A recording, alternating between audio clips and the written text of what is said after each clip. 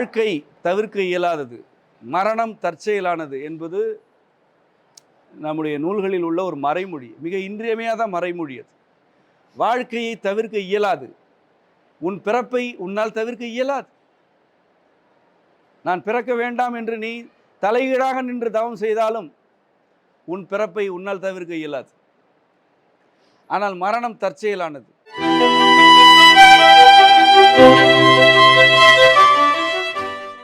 நீ பிறக்க வேண்டும் என்றுதான் அம்மையும் அப்பனும் விரும்புகிறார்கள்.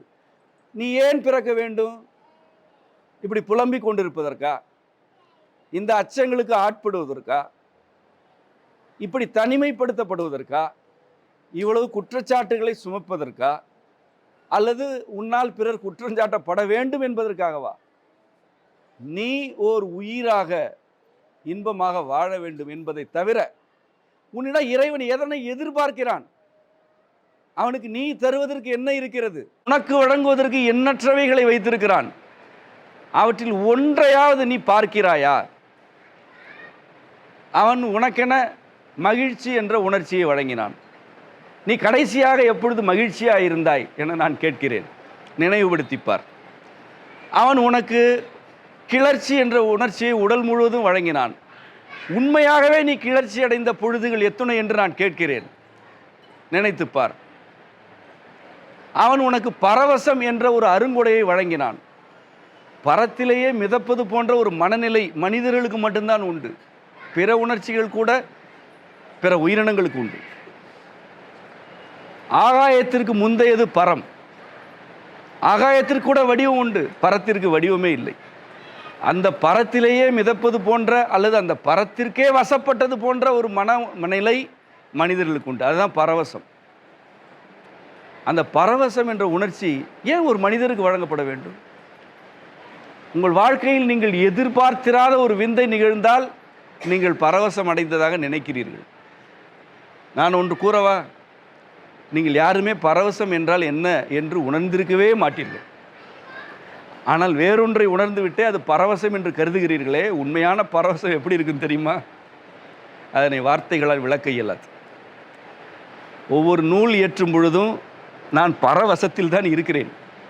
அதிலிருந்து வெளியேறுவதற்கு எனக்கு விருப்பம் இருக்காது. என்னுடைய உடல் வதங்கி வாடி துன்புறும். ஆகவே வெளியேற்றப்படுவேன். என்னுடைய மனநிலை பரவசத்தில் தான் இருக்கும். அந்த நிலையிலிருந்து இங்கு உள்ள மனிதர்கள் முன்வைக்கும் கருத்துக்களை பார்க்கும் பொழுது இங்கு வர வேண்டாம் என்று தான் தோன்றும். ஒவ்வொரு முறையும் தோன்றும். அங்கே இருந்து விடலாம் என்று தான் தோன்றும். ஆனால் உடலில் இருந்து தொலைக்கிறோமே, அது வருந்துகிறது என்பதற்காக தூக்கி வீசப்படுகிறேன். அந்த பரவசத்தை நீங்கள் யாருமே உணர்ந்திருக்கவே மாட்டீர்கள். உங்களுக்கு தெரியாது. நீங்கள் சில விந்தைகள் உங்களுக்கு ஏற்படுத்தும் உணர்ச்சியே பரவசம் என்று கருதுகிறீர்கள். அது வேறு. அந்த பரவசத்தில் உங்களை சுற்றி மனிதர்களே இருக்க மாட்டார்கள். நீங்களும் இறைவனும் மட்டும்தான் இருப்பீர்கள். உங்களுக்கே முகம் இருக்காது. நீங்கள் ஆணாகவும் இருக்க மாட்டீர்கள், பெண்ணாகவும் இருக்க மாட்டீர்கள். நீங்கள் ஒரு உயிராக இருப்பீர்கள். ஒரு உயிராக இருந்து கொண்டு இறைவனுடைய கூத்துகளுக்கு ஏற்ப நீங்கள் ஆடிக்கொண்டிருப்பீர்கள். அதற்குத்தான் பரவசம் என்று உண்மையான பெயர். அது உங்கள் ஒவ்வொருவருக்கும் வழங்கப்பட்டது. அந்த வாய்ப்பு உங்கள் ஒவ்வொருவருக்குள்ளும் பொதிக்கப்பட்டிருக்கிறது. என்றாவது அதனை எட்டி பார்க்கும் விருப்பம் இருக்கிறதா? அப்படி விருப்பம் இருந்தால் உங்கள் மீது உங்களுக்கு உரிமை வேண்டும். உங்களிடம் உங்களுக்கு விடுதலை வேண்டும். நீங்கள் என்ன விடுதலையோடு இருக்கிறீர்கள்? உங்கள் மீது உங்களுக்கு என்ன உரிமை இருக்கிறது? பிறர் மீது இருக்கும் உரிமைகளை பற்றி எவ்வளவு அக்கறைப்படுகிறீர்கள்? எனக்கு என்ன உன்னிடம் உரிமை இருக்கிறது என்று பிறரிடம் கேட்கிறீர்கள். நான் கேட்கிறேன், உனக்கென்ன உன்னிடம் உரிமை இருக்கிறது? நீ யார் என்று பார்த்தாயா? உனக்குள் என்னவெல்லாம் இருக்கின்றன என்று எட்டி பார்த்தாயா? எவையெல்லாம் இருக்கின்றனவோ அவற்றையெல்லாம் தூய்க்க வேண்டும் என்று விரும்புகிறாயா? எவ்வாறெல்லாம் வெளிப்பட வேண்டும் என்று நீ அனுப்பப்பட்டாயோ அவ்வாறு வெளிப்பட வேண்டும் என்று உன்னை ஒப்படைக்கிறாயா? இவையெல்லாம் உன்னுடைய உரிமைகள். உன் மீது உனக்கு இருக்கும் உரிமைகள். ஆனால் உன்னுடைய கேள்வி என்னவாக இருக்கிறது? உனக்கு என்னிடம் என்ன உரிமை? எனக்கு உன்னிடம் என்ன உரிமை? இந்த கேள்விக்கு பொய் கூறலாம். உண்மை என்ன தெரியுமா? யாருக்கு யாரிடம் உரிமை இல்லை. இதான் உண்மை. உரிமையை பகிர்ந்து கொள்ளலாம், வாரி வழங்க இயலாது. உரிமையை கோரினால் மறுக்கலாம் அல்லது பகிரலாம். என்னிடம் உனக்கு முழு உரிமை இருக்கிறது, நீ என்ன வேண்டுமானாலும் செய்து கொள் என்று ஒருவர் சொன்னால் அவர் தன்னை அறிந்து கொள்ளாதவர். முழு உரிமையை அல்ல, முக்கால் உரிமை, அரை உரிமை, கால் உரிமையை பகிர்ந்து கொள்ளலாம். விரும்பினால் பகிரலாம், முற்று முழுதாக கூட பகிர்ந்து கொள்ளலாம். அது பகிர்தல். எடுத்துக்கொள் என்று கதவு திறப்பல்ல. யார் வேண்டுமானாலும் வந்து எடுத்துக்கொள்ளலாம் என்றால் அது உரிமை அல்ல, அது உடைமை. ஒரு பொருளை தூக்கி செல்லலாம், ஒரு பொருளை கொளுத்தலாம், ஒரு பொருளை துன்புறுத்தலாம், ஒரு உயிர் பொருளை துன்புறுத்தலாம், உடலை வதைக்கலாம். ஆனால் உயிர் மீது உனக்கு உள்ள உரிமையை யாரும் எதுவும் செய்ய இயலாது. நீயாக பகிர்ந்து கொண்டால் உண்டு, இல்லை என்றால் இல்லை. அது உனக்கு தெரியுமா? நீ உன் உடல் மீது உள்ள உரிமைகளை மதிக்கிறாயா? அதன் மீது மதிப்பு உண்டா? பிறர் உடல் மீது உள்ள உரிமைகள் மீது உனக்கு மதிப்பு உண்டா? இல்லை. உரிமைகள் மீதே பார்வை இல்லை எனும் போது உன்னால் எப்படி விடுதலை அடைய இயலும்? யார் விடுதலை பெறுவார்? எதற்காக விடுதலை வேண்டும்? உரிமைகளுக்காக விடுதலை வேண்டும். உரிமைகளை பற்றிய பார்வையே இல்லை என்றால் உன்னால் விடுதலை புரிந்து கொள்ளவே முடியாது. அதன் பிறகு எப்படி அதனை எட்டுவாய்?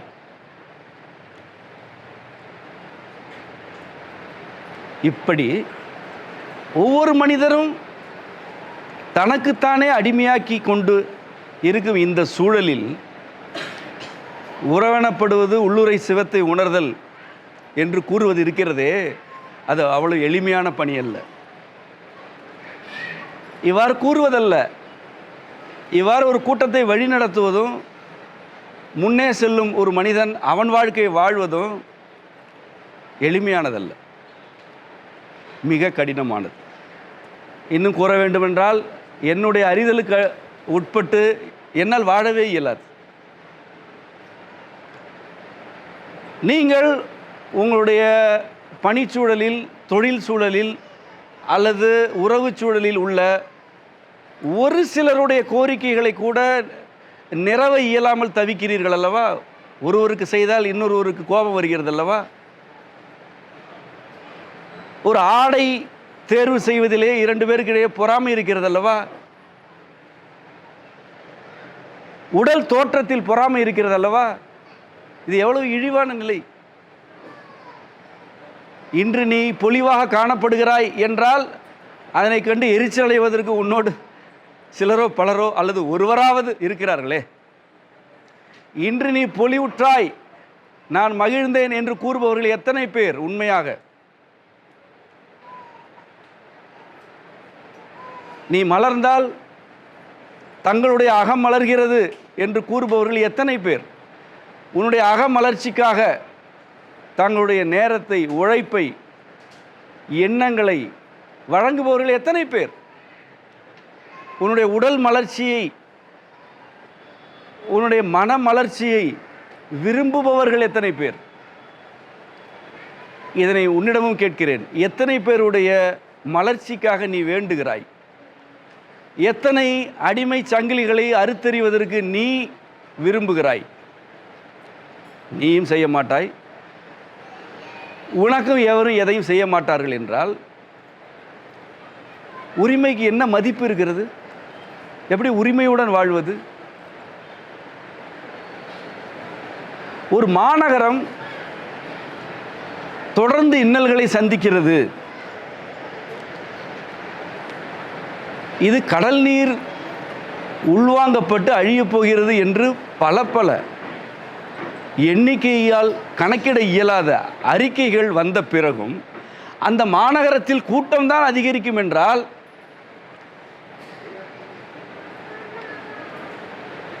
இதனை பற்றி நீங்கள் என்ன நினைக்கிறீர்கள்? அந்த கூட்டத்தை பற்றி என்ன நினைக்கிறீர்கள்? உங்களுடைய கருத்து என்ன? இப்படி ஒரு கூட்டம் இருக்கிறது என்று கதை படிக்கிறேன், இப்படி ஒரு கூட்டம் இல்லை என்று நினைத்துக் கொள்ளுங்கள். நான் ஒரு கதை சொல்கிறேன். ஒரு மாநகரம் தொடர்ந்து இன்னல்களை சந்திக்கிறது, பல இயற்கை பேரிடர்களை சந்தித்து கொண்டிருக்கிறது. அங்கு காற்று கெட்டது, நீர் கெட்டது, உணவு கெட்டது, எங்கு பார்த்தாலும் கழிவு நீர் தாரைகள் ஓடிக்கொண்டிருக்கின்றன. தூய்மை என்றால் என்னவென்றே தெரியாத சூழல் அங்கு இருக்கிறது. 10 பேரில் 6 அல்லது 7 பேருக்கு உடலில் கட்டிகள் இருக்கின்றன அல்லது தோல் நோய்கள் இருக்கின்றன என்று அந்த கதையில் சில காட்சிகள் வருகின்றன. ஒரு கதையாக படித்து கொண்டிருக்கும் போது உங்களுக்கு அந்த மாநகரத்தில் வாழும் மக்களை பற்றி என்ன கருத்து வரும்? அந்த கதையின் மாந்தர்கள் எவ்வளவு எடுத்து கூறியும் அங்கிருந்து விலக மறுக்கிறார்கள் என்று கதையின் போக்கு இருந்தால் அவர்களை பற்றி என்ன நினைப்பீர்கள்? அந்த கதை 100 பக்கங்கள் கொண்டதல்ல, 1000 பக்கங்கள் கொண்டதும் அல்ல, சில 100,000 பக்கங்கள் கொண்டது. படித்து கொண்டே இருக்கிறீர்கள். அவர்கள் மேலும் மேலும் எண்ணிக்கையை பெருக்கிக் கொண்டிருக்கிறார்கள். அங்கு மேலும் மேலும் சூழல் சீர்கெடுகிறது. அங்கு அடைந்து கொண்டிருக்கும் மக்களின் கூட்டமும் பெருகுகிறது. ஒரு நிலைக்கு பிறகு அதனை படிப்பதை நீங்கள் நிறுத்துவீர்கள். இந்த கதை எப்படி முடிந்தால் என்ன என்று தான் நினைப்பீர்கள்.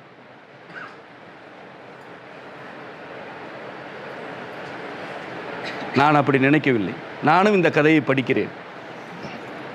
இந்த நாடகத்தை நான் வேடிக்கை பார்த்து கொண்டிருக்கிறேன். சில வேளைகளில் எனக்கும் தோன்றும் இதனை மீண்டும் படிக்க வேண்டாம் என்று. ஒரு நொடி தோன்றும், ஆனால் மறுநொடி என்னை அந்த கதையை நோக்கி ஈர்க்கிறது. ஏதாவது ஒரு பக்கம் இந்த கூட்டத்திற்கு விடுதலை தருகிறது என்று எழுதப்படாதா? அதனை படித்து விட மாட்டோமா? அதனை படித்தால் இந்த புத்தகத்தை மூடி வைத்து விடலாமே என்று தான் ஏங்கி அதனை படித்து கொண்டே இருக்கிறேன். இன்று கூட அதற்காகத்தான் வந்தேன். நான் இங்கு வரவில்லை என்றாலும் எங்கிருந்தாலும் இந்த கதை இனிமையாக முடிந்தது என்று இருந்து விடாதா என்ற ஏக்கத்தில் தான் எங்கிருந்தாலும் படித்து கொண்டிருக்கிறேன். இது ஒரு மாநகரத்தின் கதை அல்ல, பல மாநகரங்களின் பல நாடுகளில் வாழும் மாந்தர்களை பற்றிய கதை. உண்மையில் இது மாநகரம் சீரூர் என்ற வேறுபாடுகளுக்குரிய கதை அல்ல, ஒவ்வொரு குடும்பத்தில் இருக்கும் அடிமைப்பட்டவர்களின் கதை. இது ஒரு குடும்பத்தின் கதையும் அல்ல, ஒவ்வொரு தனி மனிதருடைய விடுதலை மறுப்பின் கதை. அந்த ஒவ்வொரு தனி மனிதருடைய விடுதலை மறுப்பின் கதையை படிக்கும் பொழுதும் இந்த கதை இனிமையாக முடிந்து விடாதா என்று தான் நான் ஏங்குகிறேன். ஆனாலும் ஏன் ஏக்கம் நிறைவேறவில்லை என்றால் அந்த கதையை நான் எழுதவில்லை, அந்த கதையை இறைவனும் எழுதவில்லை. எவரெல்லாம் அந்த கதையில் துயரப்படுகிறார்களோ அவர்கள் தான் எழுதி கொண்டிருக்கிறார்கள். நான் அவர்களிடம்தான் இந்த கதை இப்படி இருக்கக்கூடாது என்று உரையாடுகிறேன். உன் கதை இது அல்ல என்று மீண்டும் மீண்டும் கதறுகிறேன். சில வேளை அழுகிறேன், எல்லை மீறி போகும்பொழுது சிரிக்கிறேன். ஆனால் மீண்டும் கண்களை துடைத்து கொண்டு வருகிறேன். இந்த கதை இப்படி முடிய வேண்டாம் என்று தான் கூறுகிறேன். ஒரு தனி மனித வாழ்க்கை இன்பமாக இருப்பதற்கு ஒரு கூட்டமே தடை என்றால் அந்த கூட்டமே இன்பமாக இருப்பதற்கு ஒவ்வொரு தனி மனிதரும் தடையாகத்தான் இருப்பார்கள். இதுதான் வினைப்பயன். இது போன்ற மாநகரங்களில் ஒரு தனி மனிதர் இன்பமாக இருந்தால் அவர் எங்கு பணிபுரிகிறாரோ அந்த நிறுவனம் அதனை அனுமதிக்காது. அருகே இருப்பவர்கள் பொறாமைப்படுவார்கள். குடும்பங்களில் இருப்பவர்கள் கூட பொறாமை வரும். இப்படி ஒவ்வொருவரும் தன்னுடைய அருகே இருப்பவரின் இன்பத்தை மறுக்கும் காரணத்தினால் ஒட்டுமொத்தமாகவே இந்த கூட்டத்தின் இன்பம் மறுக்கப்படுகிறது. அதுதான் ஊழி. நீ உனக்கான விடுதலையில் உனக்கான இன்பத்துடன் வாழ்கையில் எந்த ஊழியும் உன்னை தொடாது. ஏனெனில் நீ உன் உரிமையை மதித்து இன்பமாக வாழ்கையில் பிறருடைய உரிமைகளில் குறுக்கிட மாட்டாய். நீ பிறர் பாதையில் கால் வைக்கிறாய் என்றால் உன் பாதையிலிருந்து விலகுகிறாய் என்று பொருள். உன் பாதையிலிருந்து விலகும் ஒவ்வொரு கணமும் உனக்கு துயரமே. அந்த துயரத்தை பொருட்படுத்தாமல் தான் நீ பிறருடைய பாதைகளில் குறுக்கிடுகிறாய். உன் துயரத்தை விட பிறருடைய கண்ணீர் முக்கியம் என்று நீ கருதும் வரை ஊழிலிருந்து உன்னை யாரும் காப்பாற்ற இயலாது. நீ உன் பாதையை நோக்கி திரும்ப வேண்டும். உன்னுடைய பாதை உனக்காக வகுக்கப்பட்டது. உன்னுடைய முகம் வேறு, உன் தோற்றம் வேறு, உன் இயல்பு வேறு, உன் குணம் வேறு, உன்னுடைய பிறவி நிலை வேறு, உனக்குரிய திறன்கள் வேறு, நீ பிறந்த நேரம் வேறு, நீ கிளம்ப போகும் நேரம் வேறு, நீ பிறந்த இடம் வேறு, கிளம்ப போகும் இடம் வேறு, சூழல் வேறு, நீ செய்யும் செயல்கள் வேறு. உனக்கு எவையெல்லாம் வேறு வேறாக இருக்கின்றனவோ அவற்றில் ஒன்று கூட இன்னொருவருக்கு இல்லை. இதனை விட உனக்கு எப்படி விளக்குவது? நீ என்ன நினைக்கிறாய்? தனக்கு இருப்பது பிறருக்கும் இருக்கிறது என்று கருதுகிறாய், அல்லது உன்னிடம் இருக்கும் கருத்துக்கள் பிறருக்கு இருக்க வேண்டும் என்று துடிக்கிறாய். இதில் என்ன நியாயம் இருக்கிறது? அல்லது இதற்கு என்ன அடிப்படையான காரண காரியம் இருக்குது? இதில் என்ன தர்க்கம் இருக்கிறது? இதனை உன்னால் எப்படி நம்ப முடிகிறது? உன்னால் எப்படி இதன் பின்னால் செல்ல முடிகிறது? நீ உனக்கான பாதையில் நிலை பெற்று உனக்கான போக்கு எது என அறிந்து கொள்வதற்கே எத்தனையோ பிறவிகள் தேவை. அது தெரியுமா உனக்கு? கண்ணை மூடி உட்கார்ந்து என்னுடைய வாழ்க்கையின் போக்கு இதுதான் என்று கண்டறிவதற்கு சில மணித்துளிகள் அல்ல, சில 100 பிறவிகள் வேண்டும். சில 100 பிறவிகளுக்கு பிறகுதான் ஒரு மனிதர் தன்னுடைய போக்கு இதுதான் என்று அறிந்து கொள்கிறார். உன் போக்கு எது என்று அறிந்து கொள்வதற்கே பிறவிகள் பெருக வேண்டும் என்றால் பிறருடைய போக்கின் மீது தீர்ப்பு எழுதுவதற்கு என்ன அறிவு இருக்கிறது உனக்கு? முதலில்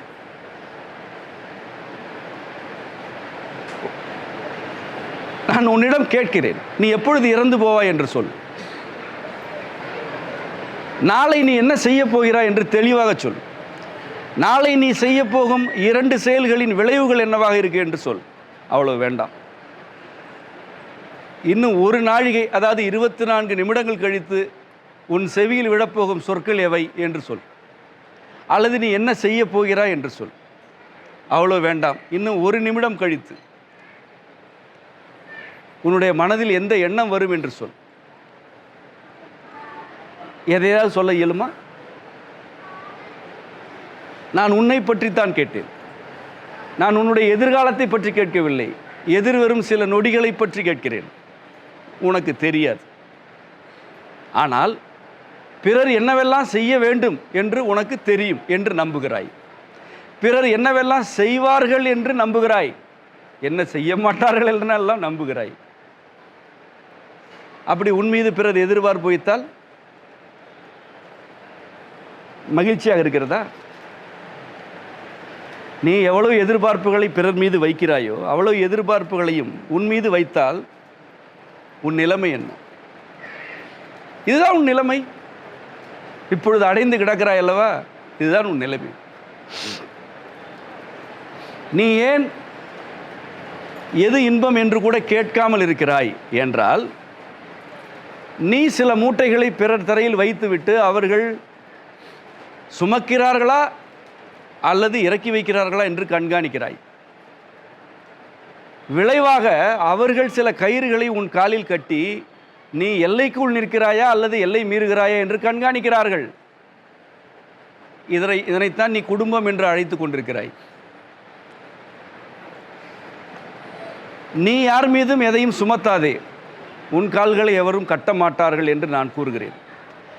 அதன் பிறகு உன் கால்கள் கட்டப்பட்டால் அந்த கயிறுகளை பொசுக்குவதற்கு நீ தயங்க மாட்டாய் என்று கூறுகிறேன். ஏனெனில் நீ உன்னுடைய உரிமையை வழிபடத் தொடங்கிய பிறகு இறைவன் உன்னை காக்கிறான், மனிதர்கள் அல்லர். உன் உரிமையை நீ வழிபட்டால் இறைவனுடைய காப்பு உனக்கு கிடைக்கும். உன் உரிமையை பலி கொடுத்தால் மனிதர்களை நம்ப வேண்டியிருக்கும். அவர்கள் காப்பார்கள், கைவிடுவார்கள், கைவிடுவார்கள், காப்பார்கள்.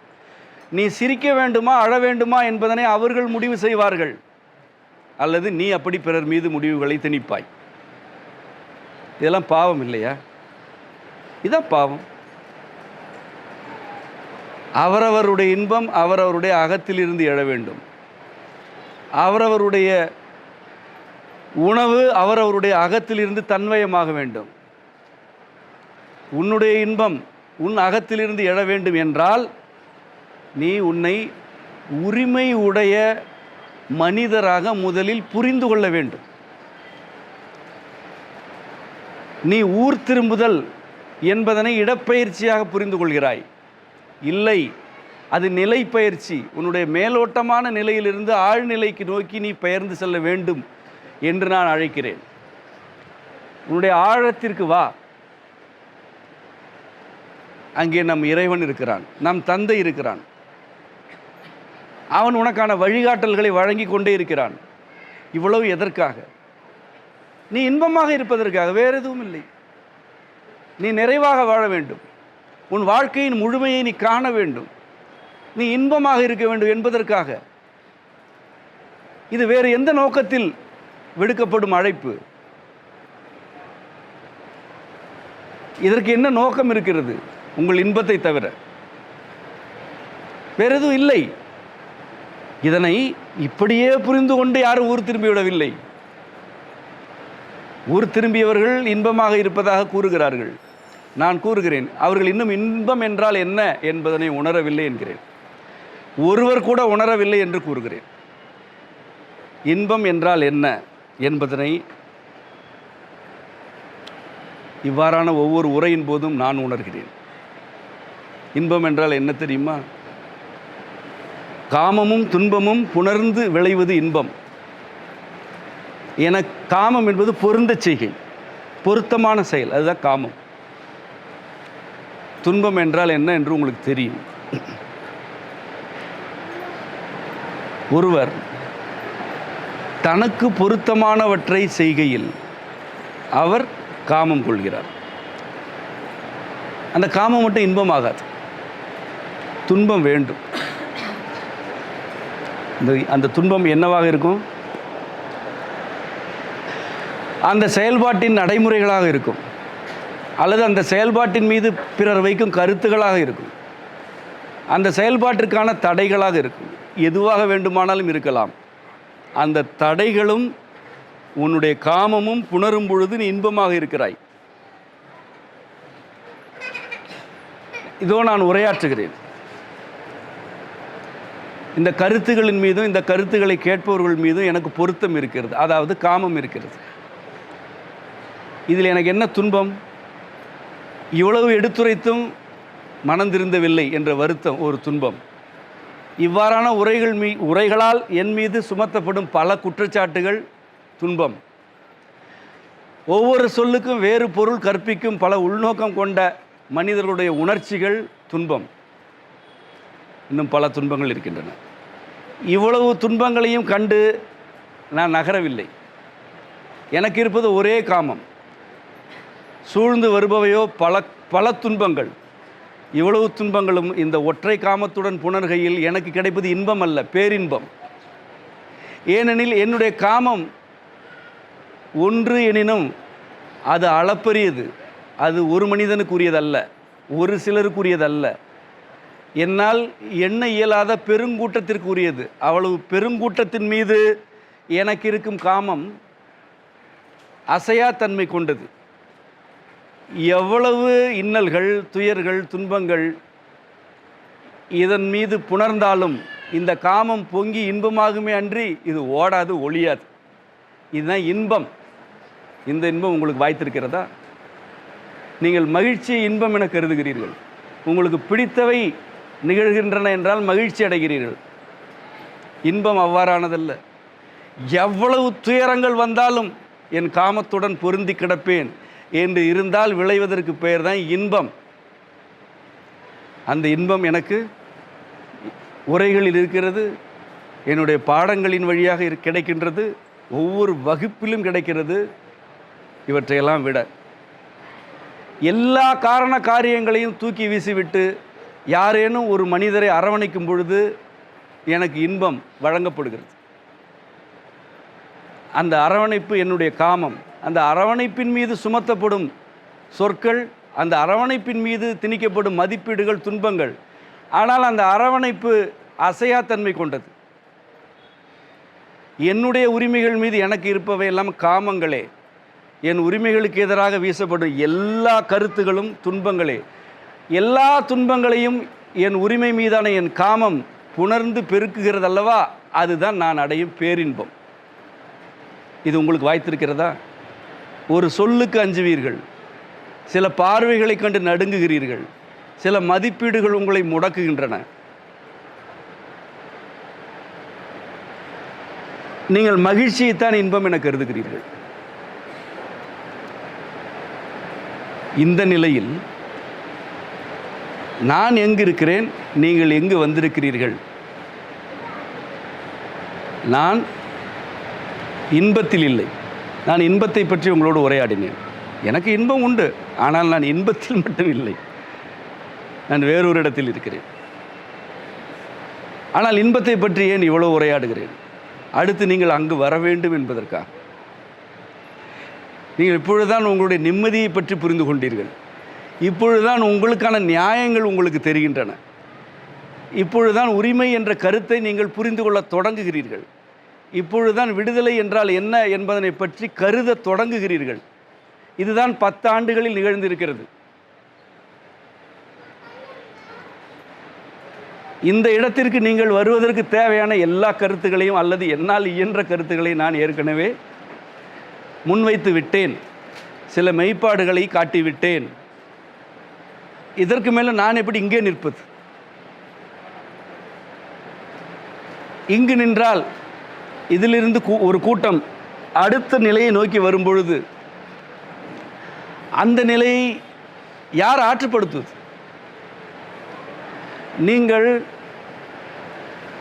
பன்னீர் நதிகளை கடந்து செல்வதுதான் உங்கள் வாழ்க்கை என்று கருதினால் உங்களை வழி நடத்துவதற்கு யாரும் தேவையில்லை. அந்த பன்னீர் ஆறு உங்களை தன் மனத்தின் வழியாக அழைத்துவிடும். ஒரு மலர் தோட்டம்தான் உங்களுடைய பாதையில் இருக்கிறது என்றால் அதன் நறுமணமே உங்களை அழைக்கும். ஒரு பேரருவி தொலைவில் இருக்கிறது, அதன் எழில் காட்சி உங்களை அழைக்கிறது என்றால் அதன் தோற்றம் உங்களை தன்னை நோக்கி ஈர்த்துவிடும். வழி நடத்துவதற்கு யாரும் தேவையில்லை. கழிவுநீர் கால்வாய்கள் பல இருக்கின்றன, பல முட்புதர்கள் இருக்கின்றன. சின்னஞ்சிறிய பாதை ஓரமாக சென்று கொண்டிருக்கிறது. அது எங்கு சென்று முடியுமோ தெரியவில்லை.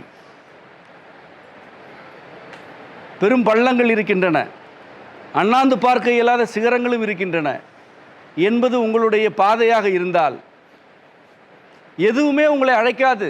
ஒவ்வொன்றும் உங்களை அச்சுறுத்தும். பெரும்பள்ளம் அச்சுறுத்தும், முட்புதர்கள் உங்களை அச்சுறுத்தும், கழிவுநீர் கால்வாய்கள் உங்களுக்கு ஒவ்வாமை ஏற்படுத்தும். இவையெல்லாம் வேண்டாம், இந்த சின்னஞ்சிறிய பாதை போதும் என்று கருதுவீர்கள். அது ஒரு சிகரத்தை நோக்கி அழைக்கும். அந்த சிகரத்தில் ஏற இயலுமா என்று அஞ்சுவீர்கள். ஏறினால் நன்றாக இருக்குமே என்று ஆசையும் படுவீர்கள். ஆனால் எங்கு செல்வீர்கள்? காலை எத்திசை நோக்கி எடுத்து வைப்பீர்கள், தெரியாது. ஆகவே தான் இங்கேயே இருக்கிறீர்கள். உங்களை சூழ்ந்திருப்பவை மலர் தோட்டங்கள் அல்ல, பன்னீர் நதிகள் அல்ல, தேன் ஆறுகளோ பாலாறுகளோ அல்ல. அவை அவ்வாறு தான் இருக்கின்றன என்றால் இந்நேரம் நீங்கள் நீந்தி கொண்டிருப்பீர்கள். எவனும் தேவையில்லை, எந்த உரையும் தேவையில்லை. உங்களை சூழ்ந்திருப்பவை நான் குறிப்பிட்ட முட்காடுகளும் கழிவுநீர் கால்வாய்களும் சிகரங்களும் பள்ளங்களும். ஆகவேதான் அவற்றிலெல்லாம் ஈடுபட்டு இழப்புகளை சந்திப்பதை விட இங்கே இருந்து விடலாம் என்று கருதுகிறீர்கள். இதுதானே உண்மை. உங்களுடைய மனம் ஆம் என்கிறது, அது எனக்கு கேட்கிறது. இதுதான் உண்மை. நீ செல்வதற்கு வழி இல்லாமல் இருக்கவில்லை. உன்னுடைய வழிகளில் எதனை தேர்ந்தெடுப்பது என்று புரியாமல் குழம்புகிறாய். இந்நிலையில் யாரோ ஒரு மனிதன் இதுதான் பாதை என்று காட்ட வேண்டுமென்றால் அவன் நீ கற்பனையில் வைத்திருக்கும் பன்னீர் நதியிலிருந்து பிறக்க மாட்டான். உனக்கு எதிரே இருக்கும் சாக்கடையில் இருந்து தான் பிறப்பான். மலர் தோட்டங்களில் இருந்து எழுந்து வர மாட்டான். நீ நடக்க அஞ்சும் முட்காடுகளில் இருந்து தான் வருவான். அவன் சிகரங்களில் இருந்து குதிக்க மாட்டான்.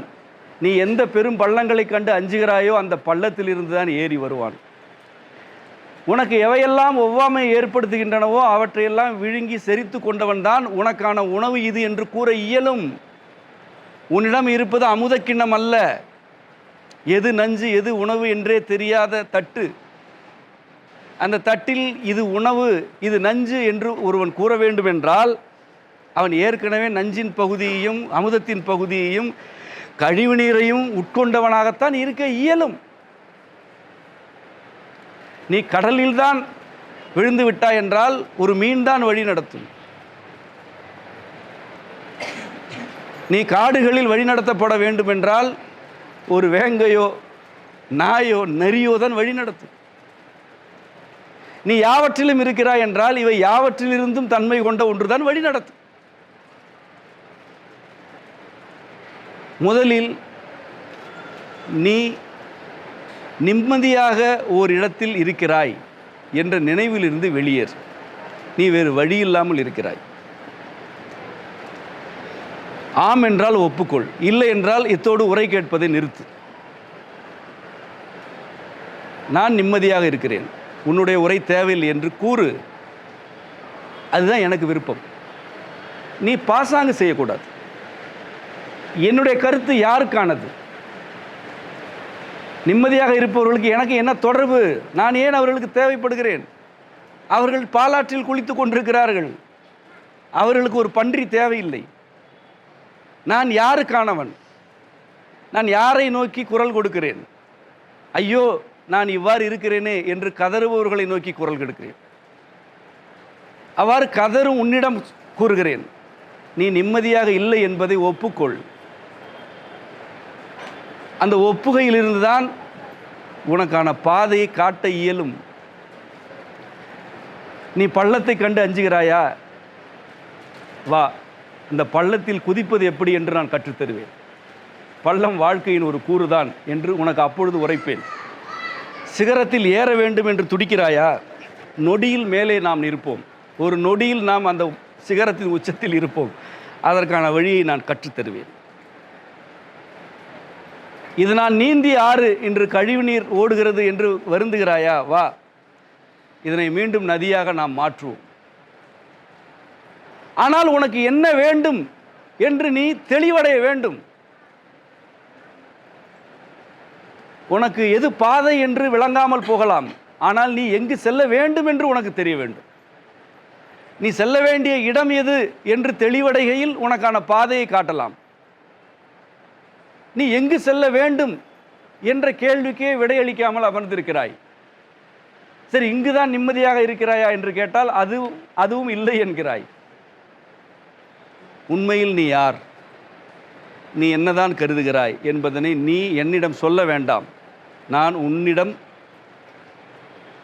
இருந்து புரிந்து கொள்கிறேன். அந்த புரிதலிலிருந்து தான் இவ்வளவையும் கூறுகிறேன். உன் விடுதலையை போற்று, உன் உரிமைகளை போற்று. உன்னுடைய உரிமை உன்னை மட்டும் விடுவிக்காது. இன்று எவரெல்லாம் உன்னை எதிர்க்கிறார்களோ அவர்கள் அனைவரையும் விடுவிக்கும். தன்னை மட்டுமே விடுவித்து கொள்ளுதல் என்ற கருத்தே கிடையாது. அப்படி ஒரு கருத்தே படைப்பில் இல்லை. அப்படி ஒருவர் தன்னை விடுவித்துக் கொள்ளவே இயலாது. விடுதலை என்பது கூட்டத்திற்கானது, அருகே இருப்பவர்களுக்கானது, ஓர் உடலுக்கானது அல்ல. ஒரு மனிதர்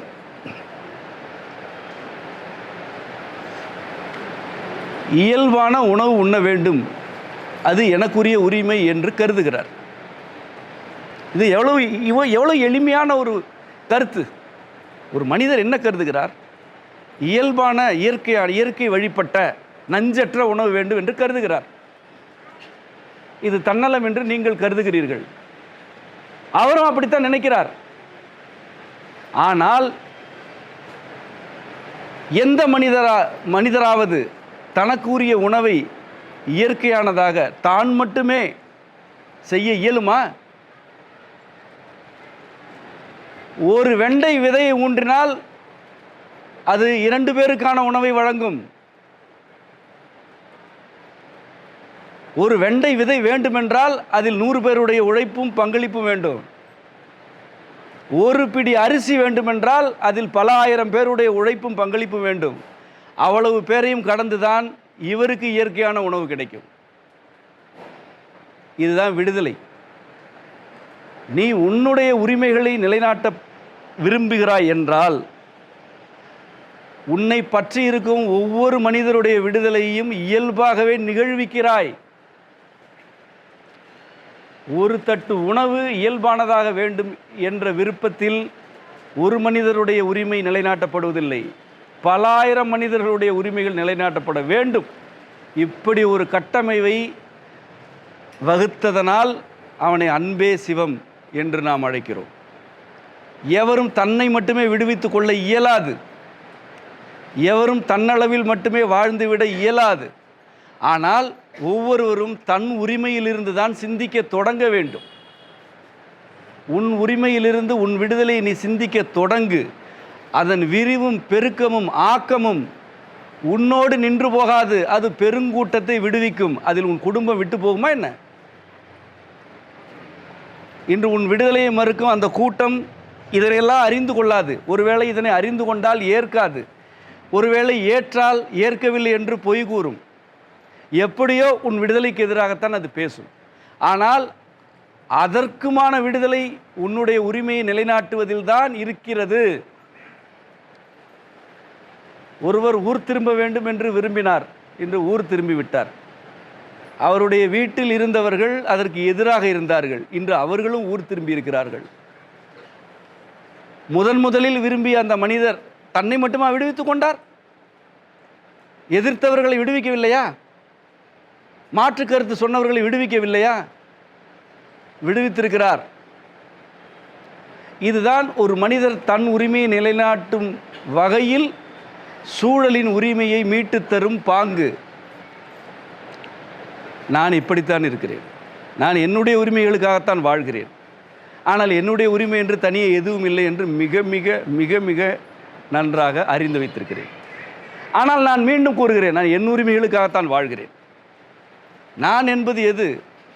என் உடல் அல்ல, என் உயிர். என் உயிர் விடுதலை அடைந்தால்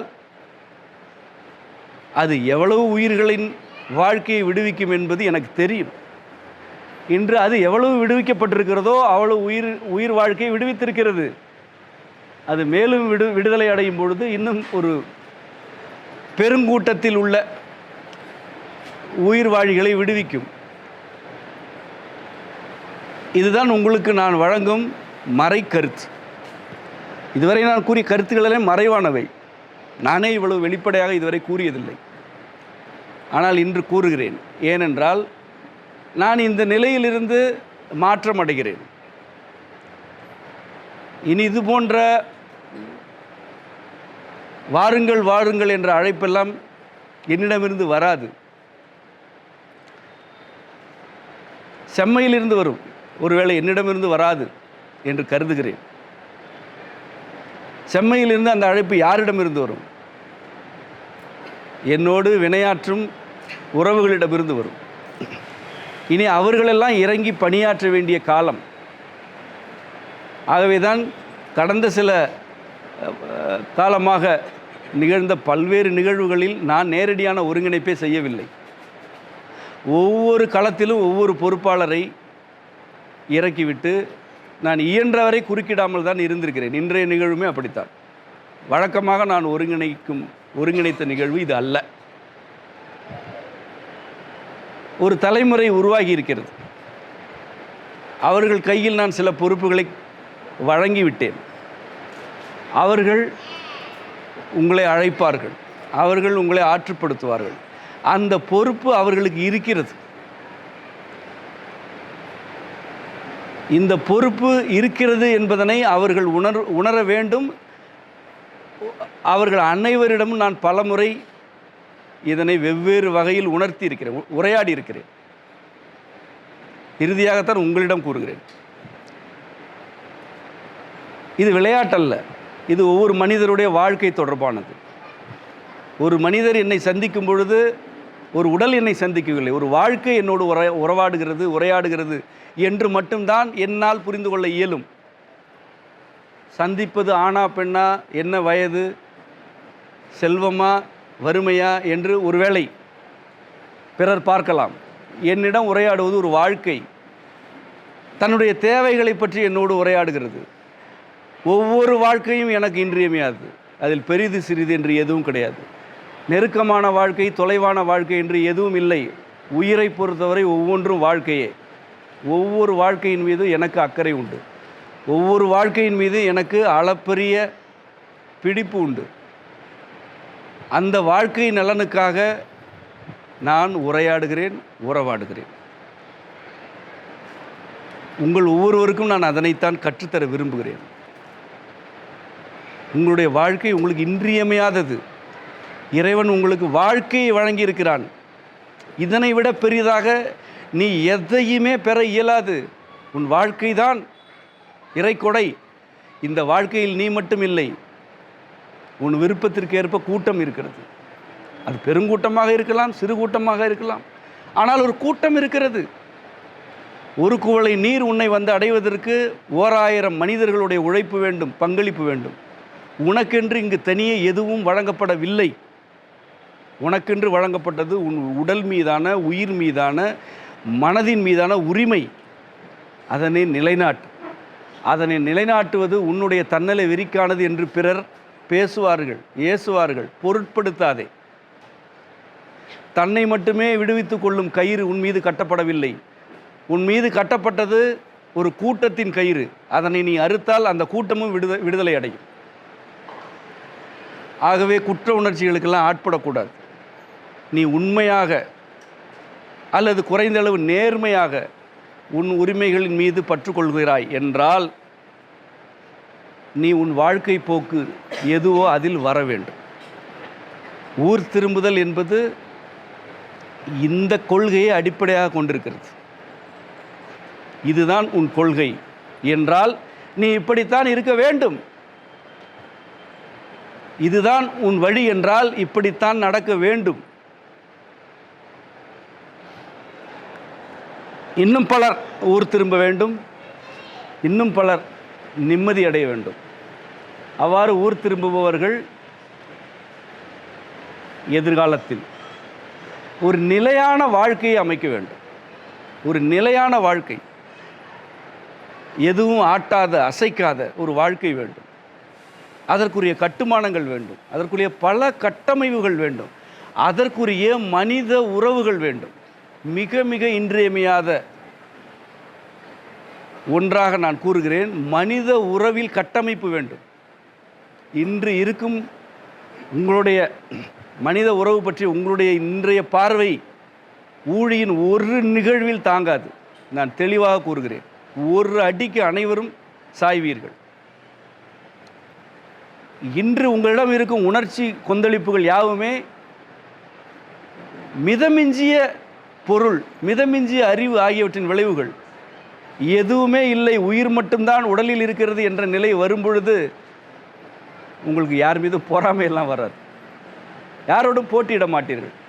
அந்த நிலையில் வெள்ளத்தால் அடித்து செல்லப்படும் கூட்டத்தை அந்த வெள்ளத்தில் இறங்கி தூக்க வேண்டுமென்றால் தன் காலை தனக்கு உரிமையாக கொண்ட மனிதர்கள் வேண்டும். தன் காலை பிற கயிறுகளுக்கு ஈடு கொடுத்தவர்களை வைத்துக்கொண்டு எந்த வெள்ளத்திலும் இறங்கு என்று என்னால் கூற இயலாது. ஒருவேளை அவர்களே அடித்து செல்லப்பட்டாலும் கயிறு யார் கையில் இருக்கிறதோ அவரிடம் நானும் போய் கெஞ்ச வேண்டும். நீ அறுத்து விட்டால் அது நீந்தி விடும், அறுத்து விடு என்று. ஆனால் அப்படி கெஞ்சியெல்லாம் யார் அறுத்ததாக எனக்கு தெரியவில்லை. வெள்ளம் அடித்து சென்றாலும் என் கயிறை அவிழ்த்து விட மாட்டேன் என்பவர்கள் தான் இருக்கிறார்கள். ஆகவே உன் கயிறுகளை நீதான் அவிழ்த்து கொள்ள வேண்டும். அது உனக்காக மட்டும் என்று பிறர் கூறினால் அதனை நம்பாதே. அது உன் மீது சுமர்த்தப்படும் பழி. அதனை ஏற்காதே. உன் விடுதலை என்றால் உலகின் விடுதலை என்றுதான் பொருள். அந்த உன் விடுதலையை நோக்கி நீ வர வேண்டும். அதற்கான மேலும் ஆழமான பல்வேறு நிலைகளை நோக்கி செல்ல வேண்டும் என்று நான் விரும்புகிறேன். அந்த விருப்பம் நிறைவேற்றப்படுகையில் இன்னும் ஆழமான உரையாடல்கள், உறவாடல்கள் நமக்குள் இருக்கும். அந்த ஆழத்தை நோக்கி நீங்கள் அனைவரும் வர வேண்டும் என்று வேண்டுகிறேன். உங்கள் அனைவருக்கும் அம்மையப்பரருள் நிறைவதாக. நன்றி.